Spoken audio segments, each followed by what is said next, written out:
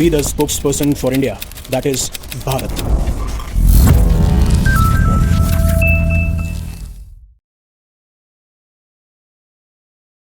Hello future leaders.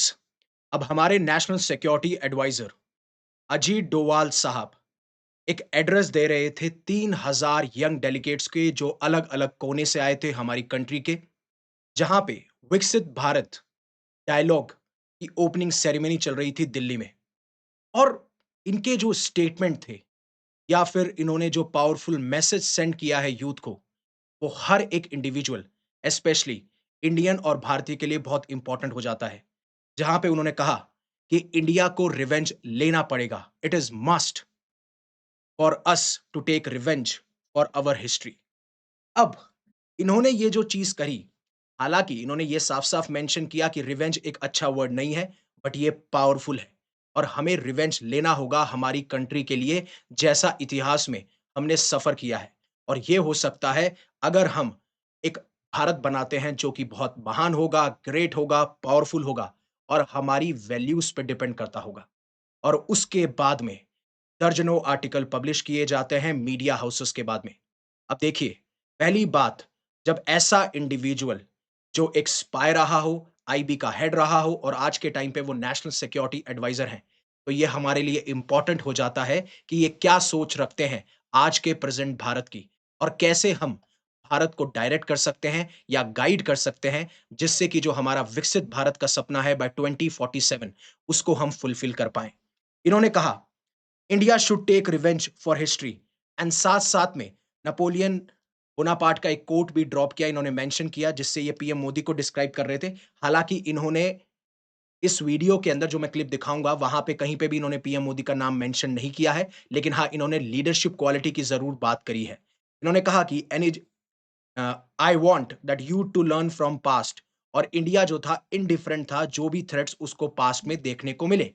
Even इन्होंने बार-बार अर्ज भी किया कि हमें हिस्ट्री से लर्न करना पड़ेगा, जिससे हम एक स्ट्रॉन्ग इंडिया बना पाएँ।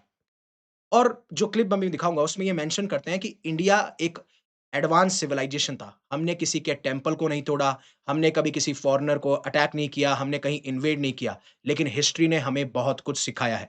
अब एक बार के लिए वो मैं आपको क्लिप दिखाना चाहता हूँ, जहाँ पे ये चीज़ मेंशन करते हैं कि हमारे टेम्पल्स को डिस्ट्रॉय किया, विलेजेस को लूटा गया, हमारे सिविलाइजेशन को क्रस्ट किया गया, और इंडिया एक विक्टिम था, जहाँ पे उसके कल्चर और उसके लोगों को आउटसाइड फोर्सेस ने क्रश कर दिया।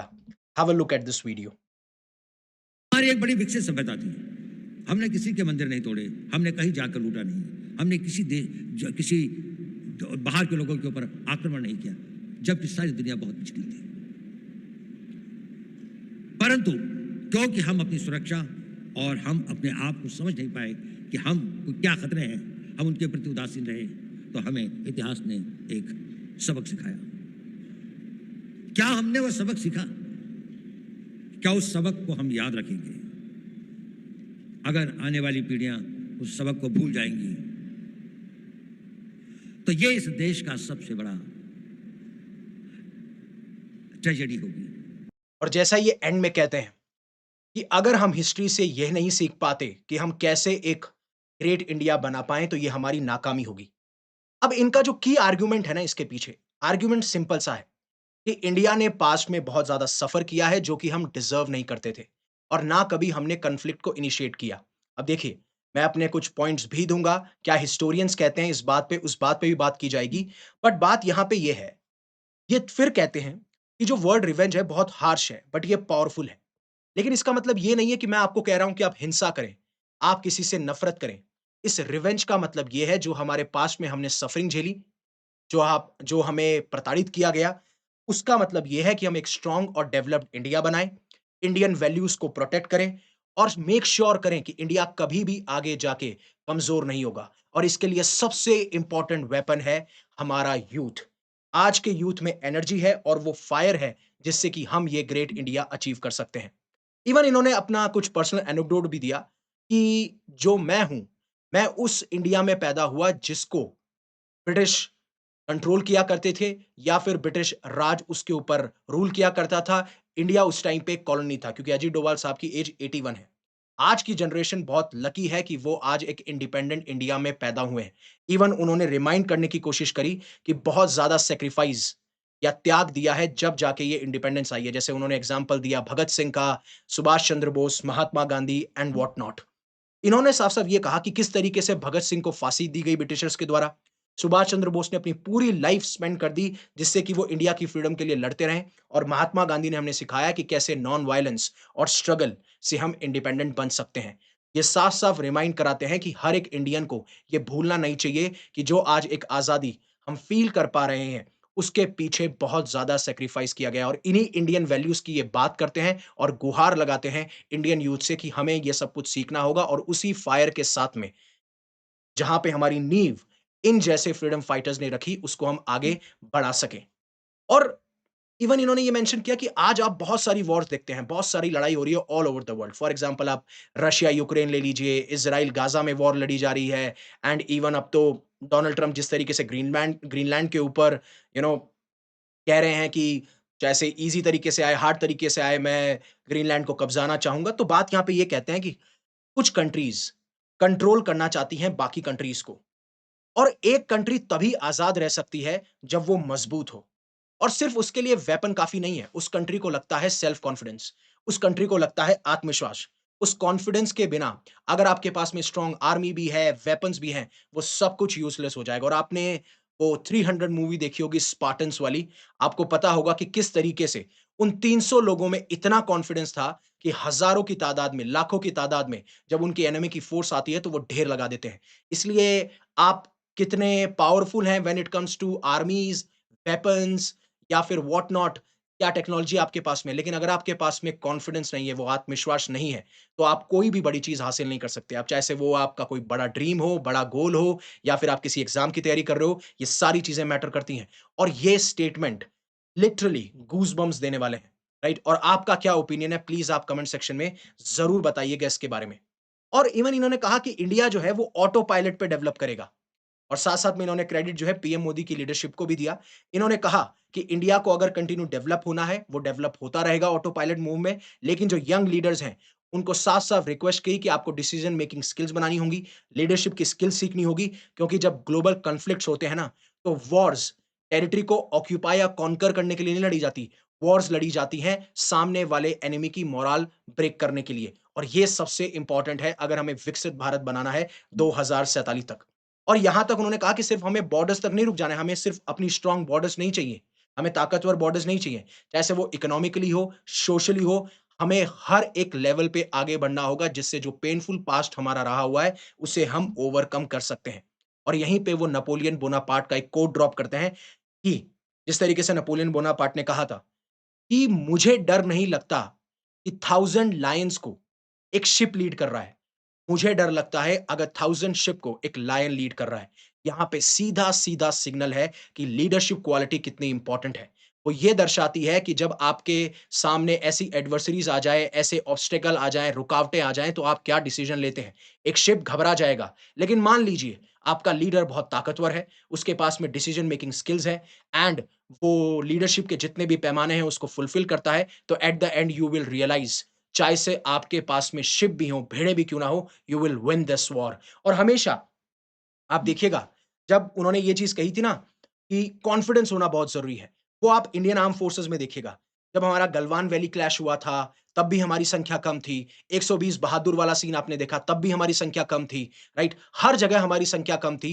मतलब जब भी हमें देखने को मिला कि ऐसी वॉर लड़ी जा रही है, ऐसे कॉन्फ्लिक्ट लड़े जा रहे हैं और फिर मैंने 21 में देखा जिस तरीके से जो अरुण खेत्रपाल साहब थे, उस टाइम पे उनके पास सिर्फ 3 टैंक थे और 14 टैंक उनके सामने खड़े थे, जिसमें वो अकेले 10 टैंक को उड़ा देते हैं या फिर डिस्ट्रॉय कर देते हैं। What matters at that time? His leadership skills. What matters at that time? His decision making skills. और अब जब मैं नाम ले रहा हूँ ना, सीरियसली मैं बता नहीं सकता हूँ, आई एम गेटिंग गूज़बम्प्स। यही चीज़ है और ये हर एक यूथ को समझनी होगी। बट फिर वहाँ पे आता है हिस्टोरियंस का कांसेप्ट। हिस्टोरियंस जैसे कि स्वर्गीय लेट डीएन झा, वो जो कि एंशिएंट और मेडिवल हिस्ट्री पे एक्सपर्ट हैं, वो साफ-साफ ये कहते हैं कि ये जो रिलिजियस वायलेंस है या ये जो रिलिजियस डिस्ट्रक्शन है, ये पहले भी होता रहा है। इवन जो इन्वेजन हुआ या फिर जब इस्लाम आता है इंडिया के अंदर, उससे पहले भी रिलीजियस डिस्ट्रक्शन या रिलीजियस वायलेंस देखने को मिलता था इंडियन रूलर्स के द्वारा। फॉर एग्जाम्पल जैसे ग्रेट स्तूपा एट सांची ऐसा था, फिर उसके बाद में आफ्टर डेसिग्रेशन और डिस्ट्रॉयशन ऐसा हमें देखने को मिलता है, और ये अशोका के टाइम पे हुआ भी था, और ऐसे एग्जाम्पल दिए जाते हैं। फिर इन्होंने कहा कि अगर आप ये बोलते हैं कि भारत में जो एम्पायर्स रहे थे, अ, उन सारों ने अटैक नहीं किए, तो वो एक चोला का एग्जांपल देते हैं कि उन्होंने उस टाइम पे भी जो आज प्रेजेंट डे श्रीलंका है, वहाँ पे इन्वेड किया, मालदीव्स में किया, इंडोनेशिया में किया, मलेशिया में किया, थाईलैंड में किया। अब देखिए यहाँ पे जो हिस्टोरियंस हैं, वो किस तरीके से कहानी सुनाते हैं, वो भी ज़्यादा मैटर करता है। और था भारत, मैं ये नहीं कह रहा हूँ कि उस टाइम भारत नहीं था, बट उस टाइम भी कितने एम्पायर्स थे, अलग-अलग एम्पायर्स थे। कोई चोला एम्पायर ले लीजिए या उससे पहले अशोका एम्पायर ले लीजिए, बहुत सारे एम्पायर्स एक्सिस्ट करते थे।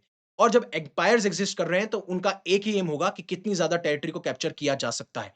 बट आज के टाइम पे, जब मैं बात करता हूँ, that is my opinion, I am saying it very straight, that is my opinion. आज के टाइम पे सिर्फ एक नेशन है, दैट इज़ इंडिया। समझ में आ रही है बात? दैट्स व्हाई आई से be the spokesperson for India, that is Bharat. आज यहाँ पे गुट नहीं बटे हुए हैं। आज कोई एम्पायर्स की लड़ाई नहीं चल रही है विद इन इंडिया। आज एक भारत खड़ा है जिसका यूथ सबसे ज़्यादा है, और ये फायर होना और लेसन सीखना और इसी फाउंडेशन पे आगे बढ़ना, that is must be our goal. तो इसलिए आपको 2 कंपीटिंग विजन देखने मिलते हैं, जहाँ पे एक तरफ बोलता है कि इंडिया पीसफुल थे, नॉन एग्रेसिव थे, सिविलाइजेशन बहुत एडवांस थी, हमें कैसे फॉरेन पावर्स ने सब्जुगेट किया, हमें सप्रेस किया, इसलिए आज हम रिवेंज की डिमांड करते हैं और एक लायन की ज़रूरत है जिससे हम लीड कर सकें। बट वहीं पे जब आप हिस्टोरियंस के पास जाएँगे, क्योंकि उनकी अलग तरीके की इंटरप्रिटेशन है, वो अलग तरीके से इंटरप्रेट कर रहे हैं, जो मैंने आपको बताया कि ऐसी चीज़ें पहले भी होती रही हैं। बट बात ये है, हिस्ट्री सिर्फ ये चीज़ नहीं है कि क्या हुआ, हिस्ट्री में आपको ये देखना पड़ता है कि कहानी कौन सुना रहा है।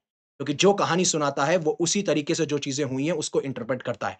अब मैं ना तो यहाँ पे हिस्टोरियंस को डिसरिस्पेक्ट कर रहा हूँ, ना मैं अजीत डोभाल साहब ने जो कहा वो कह रहा हूँ, लेकिन बात यहाँ पे ये है, आज हमें बात करनी होगी इंडिया की, और जो भी टफ लेसन्स हमने सीखे हैं, जो भी हमने सफरिंग फेस करी है, उसको ओवरकम करके आगे बढ़ना होगा। And that is what I want from you all.